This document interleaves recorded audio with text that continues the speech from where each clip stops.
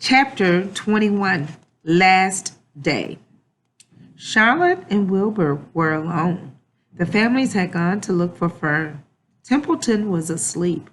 Wilbur lay resting after the excitement and strain of the ceremony. His medal still hung from his neck. By looking out of the corner of his eye, he could see it. "Charlotte," said Wilbur after a while, "why are you so quiet?" "I like to sit still," she said. "I've always been rather quiet." "Yes, but you seem specially so today. Do you feel all right?" "A little tired, perhaps, but I feel peaceful.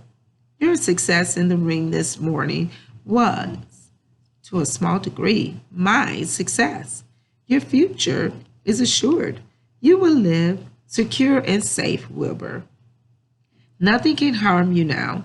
These autumn days will shorten and grow cold. The leaves will shake loose from the trees and fall. Christmas will come, then the snows of winter.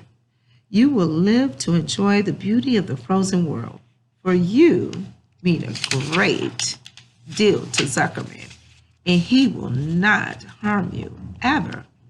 Winter will pass, the days will lengthen, the ice will melt in the pasture pond. The song sparrow will return and sing, the frogs will awake, the warm wind will blow again.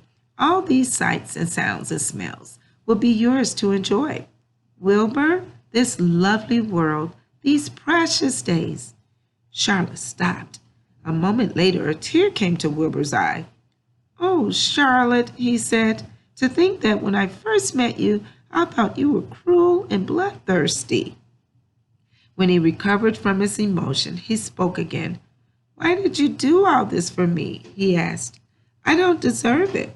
I've never done anything for you." "You have been my friend," replied Charlotte. "That in itself is a tremendous thing. I wove my webs for you because I liked you. After all, what's a life anyway? We're born, we live a little while, we die. A spider's life can't help being something of a mess, with all this trapping and eating flies. By helping you, perhaps, I was trying to lift up my life a trifle. Heaven knows anyone's life can stand a little of that." "Well," said Wilbur, "I'm no good at making speeches. I haven't got your gift for words, but you have saved me, Charlotte, and I would gladly give my life for you. I really would." "I'm sure you would, and I thank you for your generous sentiments." "Charlotte," said Wilbur, "we're all going home today. The fair is almost over. Won't it be wonderful to be back home in the barn cellar again with the sheep and the geese? Aren't you anxious to get home?" For a moment Charlotte said nothing. Then she spoke in a voice so low Wilbur could hardly hear the words. "I will not be going back to the barn," she said. Wilbur leapt to his feet. "Not going back?" he cried. "Charlotte, what are you talking about?" "I'm done for," she replied. "In a day or two I'll be dead. I haven't even strength enough to climb down into the crate. I doubt if I have enough silk in my spinnerets to lower me to the ground." Hearing this, Wilbur threw himself down in an agony of pain and sorrow. Great sobs racked his body. He heaved and grunted with desolation. "Charlotte," he moaned, "Charlotte, my true friend." "Come now, let's not make a scene," said the spider. "Be quiet, Wilbur. Stop thrashing about." "But I can't stand it," shouted Wilbur. "I won't leave you here alone to die. If you're going to stay here, I shall stay too." "Don't be ridiculous," said Charlotte. "You can't stay here. Zuckerman and Lurvy and John Arable and the others will be back any minute now, and they'll shove you into that crate and away you'll go. Besides, it wouldn't make any sense for you to stay. There will be no one to feed you. The fairgrounds will soon be empty and deserted." Wilbur was in a panic. He raced around and around the pen. Suddenly he had an idea. He thought of the egg sack and the 514 little spiders that would hatch in the spring. If Charlotte herself was able to go home to the barn, at least he must take her children along. Wilbur rushed to the front of his pen. He put his front feet up on the top board and gazed around. In the distance, he saw the Arables and the Zuckermans approaching. He knew he would have to act quickly. "Where's Templeton?" he demanded. "He's in that corner under the straw asleep," said Charlotte. Wilbur rushed over, pushed his strong snout under the rat, and tossed him into the air. "Templeton!" screamed Wilbur. "Pay attention!" The rat, surprised out of his sound sleep, looked first dazed, then disgusted. "What kind of monkey shine is this?" he growled. "Can a rat catch a wink of sleep without being rudely popped into the air?" "Listen to me," cried Wilbur. "Charlotte is very ill. She has only a short time to live. She cannot accompany us home because of her condition. Therefore, it is absolutely necessary that I take her egg sac with me. I can't reach it, and I can't climb. You are the only one that can get it. There's not a second to be lost. The people are coming. They'll be here in no time. Please, please, please, Templeton, climb up and get the egg sac." The rat yawned. He straightened his whiskers. Then he looked up at the egg sac. "So," he said in disgust, "so it's old Templeton to the rescue again, is it? Templeton, do this. Templeton, do that. Templeton, please run down to the dump and get me a magazine clipping. Templeton, please lend me a piece of string so I can spin a web." "Oh, hurry," said Wilbur. "Hurry up, Templeton." But the rat was in no hurry. He began imitating Wilbur's voice. "So it's hurry up, Templeton, is it?" he said. "Ho, ho. And what thanks do I ever get for these services? I would like to know. Never a kind word for old Templeton, only abuse and wisecracks and side remarks. Never a kind word for a rat." "Templeton," said Wilbur in desperation, "if you don't stop talking and get busy, all will be lost and I will die of a broken heart. Please climb up." Templeton lay back in the straw. Lazily, he placed his forepaws behind his head and crossed his knees in an attitude of complete relaxation.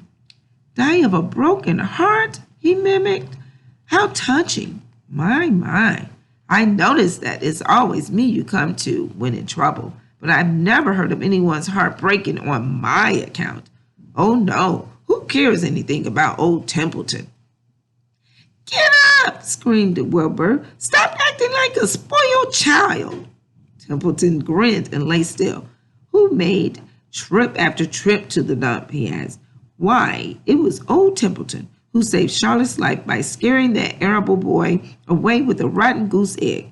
Bless my soul, I believe it was old Templeton. Who bit your tail and got you back on your feet this morning after you had fainted in front of the crowd? Old Templeton. Has it ever occurred to you that I'm sick of running errands and doing favors? What do you think I am? Anyway, a rat of all work?" Wilbur was desperate. The people were coming, and the rat was failing him. Suddenly, he remembered Templeton's fondness for food. "Templeton," he said, "I will make you a solemn promise. Get Charlotte's egg sac for me, and from now on I will let you eat first. When Lurvy slops me, I will let you have your choice of everything in the trough, and I won't touch a thing until you're through." The rat sat up. "You mean that?" he said. "I promise. I cross my heart." "All right, it's a deal," said the rat. He walked to the wall and started to climb. His stomach was still swollen from last night's gorge. Groaning and complaining, he pulled himself slowly to the ceiling. He crept along till he reached the egg sac. Charlotte moved aside for him. She was dying, but she still had strength enough to move a little. Then Templeton bared his long, ugly teeth and began snipping the threads that fastened the sack to the ceiling. Wilbur watched from below. "Use extreme care," he said. "I don't want a single one of those eggs harmed." This in my mouth," complained the rat. "It's worse than caramel candy." But Templeton worked away at the job. and managed to cut the sack adrift and carry it to the ground, where he dropped it in front of Wilbur. Wilbur heaved a great sigh of relief. "Thank you, Templeton," he said. "I will never forget this as long as I live." "Neither will I," said the rat, picking his teeth. "I feel as though I'd eaten a spool of thread. Well, home we go." Templeton crept into the crate and buried himself in the straw. He got out of sight just in time. Lurvy and John Arable and Mr. Zuckerman came along at that moment, followed by Mrs. Arable and Mrs. Zuckerman and Avery and Fern. Wilbur had already decided how he would carry the egg sack. There was only one way possible. He carefully took the little bundle in his mouth and held it there on top of his tongue. He remembered what Charlotte had told him, that the sack was waterproof and strong. It felt funny on his tongue. It made him drool a bit. And of course, he couldn't say anything. But as he was being shoved into the crate, he looked up at Charlotte and gave her a wink. She knew he was saying goodbye in the only way that he could, and she knew her children were safe. "Goodbye," she whispered. Then she summoned all her strength and waved one of her front legs at him. She never moved again. Next day, as Ferris wheel was being taken apart and the race horses were being loaded into vans and the entertainers were packing up their belongings and driving away in their trailers, Charlotte died. The fairgrounds were soon deserted. The sheds and buildings were empty and forlorn. The infield was littered with bottles and trash. Nobody of the hundreds of people that had visited the fair knew that a gray spider had played the most important part of all. No one was with her when she died.